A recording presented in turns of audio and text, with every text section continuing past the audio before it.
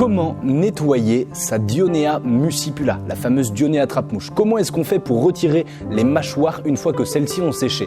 Eh bien, c'est la carni-question qui m'a été posée par Émilie et j'y réponds dans cette vidéo.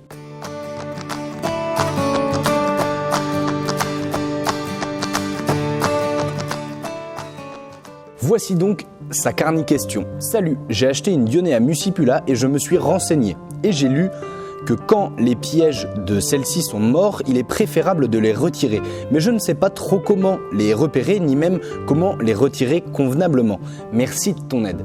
Alors, donc, on va voir ensemble comment est-ce que je fais pour nettoyer mes Dionea muscipula. Ce qu'il faut savoir, c'est que les plantes de manière générale, et donc les plantes carnivores de milieu tempéré, donc les Sarracenia, les Drosera tempérés, et également les Dionea muscipula ont un cycle végétatif assez classique qui correspond également à tout un tas d'autres types de végétaux.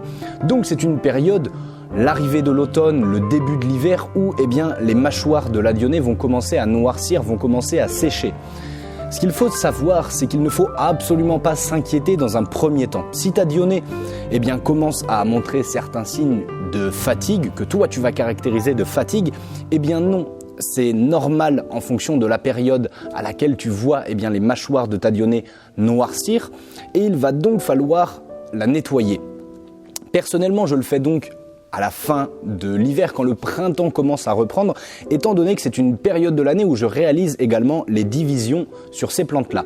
D'ailleurs, si tu souhaites savoir comment multiplier ta Dionea muscipula et également comment est-ce que tu peux la rempoter, je te laisse 2-3 petites fiches vidéo sur lesquelles tu trouveras très probablement, je l'espère, réponse à tes questions sur ce sujet. Donc, la cause principale du noircissement des mâchoires de ta Dionée va être donc la saison, et la seconde possibilité, c'est également l'indigestion chez ta plante carnivore. Et oui, les Dionea muscipula ont un cycle qui leur permet, en tout cas leurs mâchoires sont en capacité de se nourrir de 3 à 4 insectes environ par mâchoire sur la durée de vie de la mâchoire. Donc, au bout de 3-4 capture, au bout de 3-4 fermetures, une fois que la plante a donc consommé l'insecte, celle-ci va donc prélever les nutriments qui sont dans l'insecte, mais au bout d'un certain temps, la mâchoire va commencer à noircir, va commencer à nécroser. Et une fois de plus, comme pour la saison, il ne faut surtout pas s'inquiéter de cette indigestion. Donc, une fois que ta Dionea muscipula, ta Dionea attrape-mouche, se referme environ 3 à 4 fois, qu'elle capture 3 à 4 insectes, pas d'inquiétude, une fois de plus. Comme pour la saisonnalité, c'est normal que ta Dionée perde ses mâchoires après avoir consommé des insectes, puisque cela demande énormément d'énergie à ta Dionée attrape-mouche de se refermer sur les insectes. Mais pas d'inquiétude une fois de plus.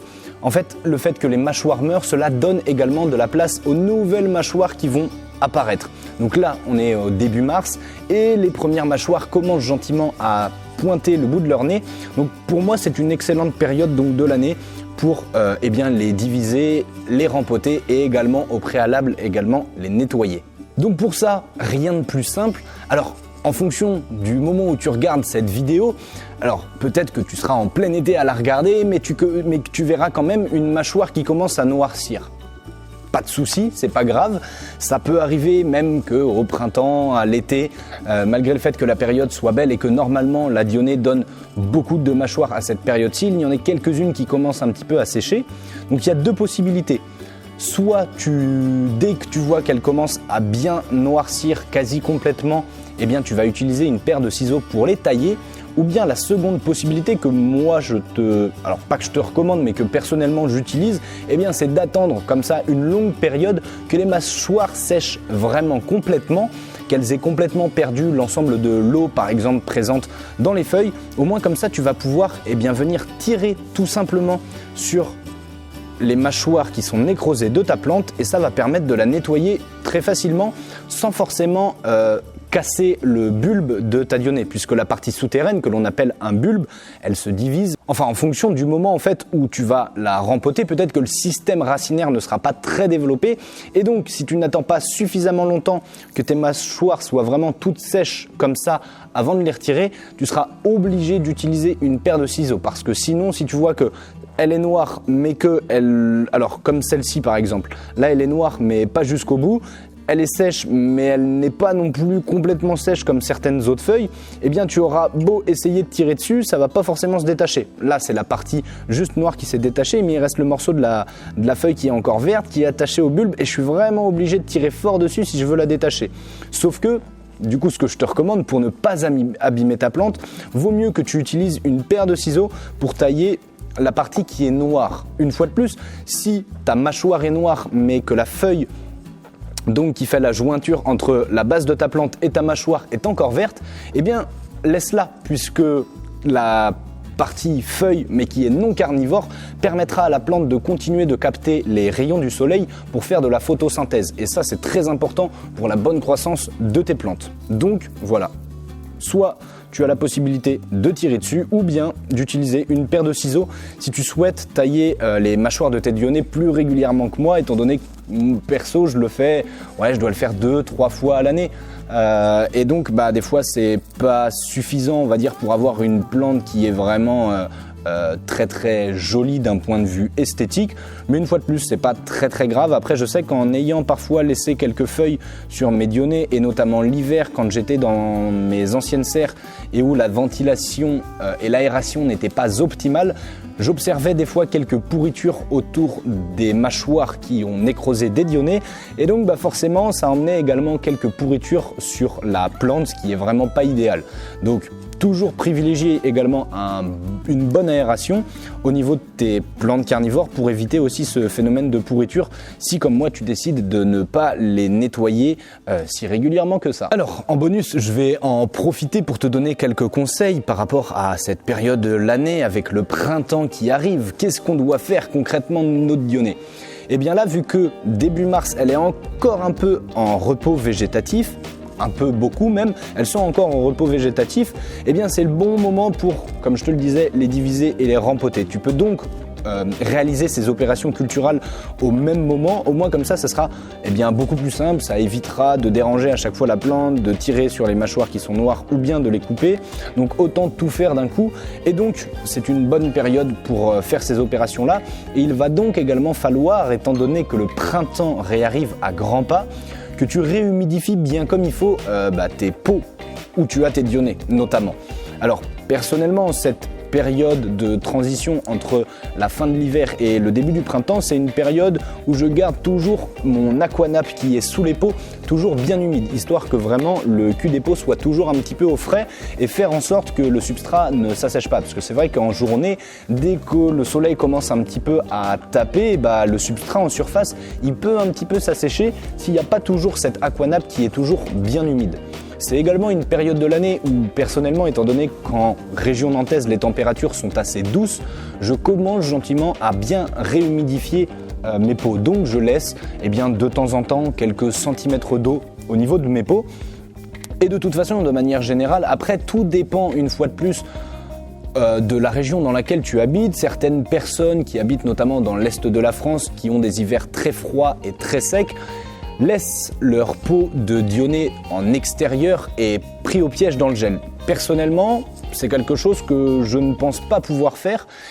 J'avais déjà expérimenté, malheureusement j'avais déjà perdu quelques dionnées, puisque en région nantaise, donc à l'ouest de la France, nous on a des hivers qui sont assez pluvieux mais qui sont très humides, où du coup potentiellement on peut observer quand même pas mal de pourriture, étant donné que oui, certaines plantes carnivores de temps en temps, lorsqu'on les laisse dehors, sont prises au piège dans le gel, mais c'est quand même très rare. Donc une fois de plus, adapte vraiment les conseils que je peux te donner en fonction de l'endroit où tu habites, en fonction du type d'hiver que tu as, etc. Mais dans tous les cas, voilà, je pense que si tu as des températures un peu similaires aux miennes, c'est-à-dire que là, sur le début mars, mi-mars et même fin mars, tu as des températures qui commencent à réaugmenter et à repasser aux alentours des 5 à 10 degrés en journée, c'est une bonne période pour reprendre bien comme il faut l'arrosage. De toute façon, même en hiver, c'est très important de constamment garder le substrat bien humide.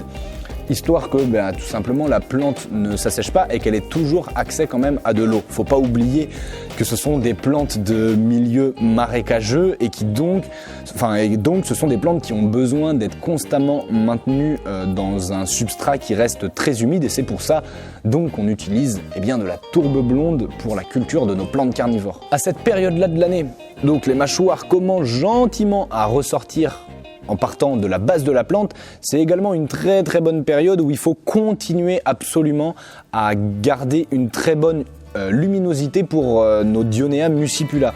Vraiment, ce sont des plantes qui ont un fort besoin en luminosité. À ne pas aller non plus dans l'extrême, et notamment l'été. J'ai déjà eu plusieurs soucis avec ma collection de Dionea muscipula. J'en ai perdu certaines à cause de...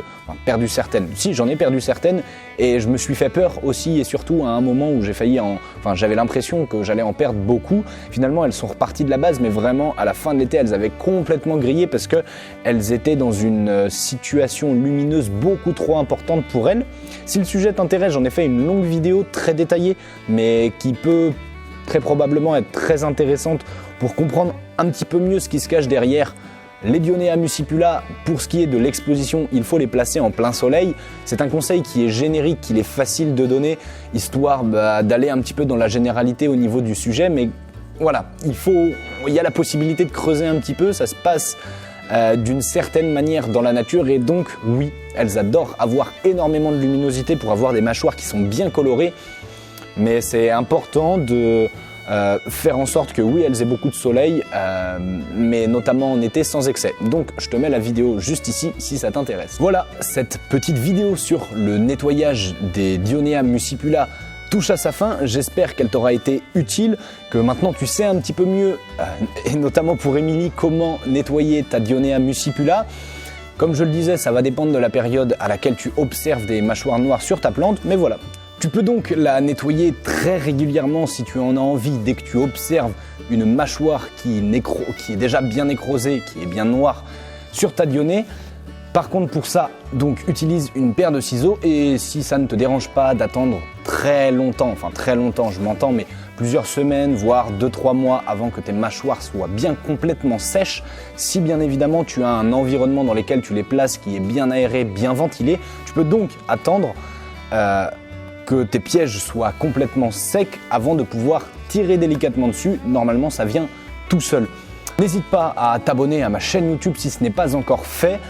Si tu souhaites davantage de contenu concernant les Dionea muscipula, si tu as des questions à me poser, n'hésite pas à utiliser l'espace commentaire.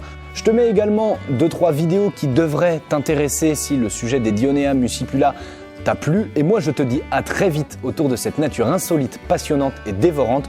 Ensemble, cultivons l'insolite. C'était Enzo pour les Dents de la Terre.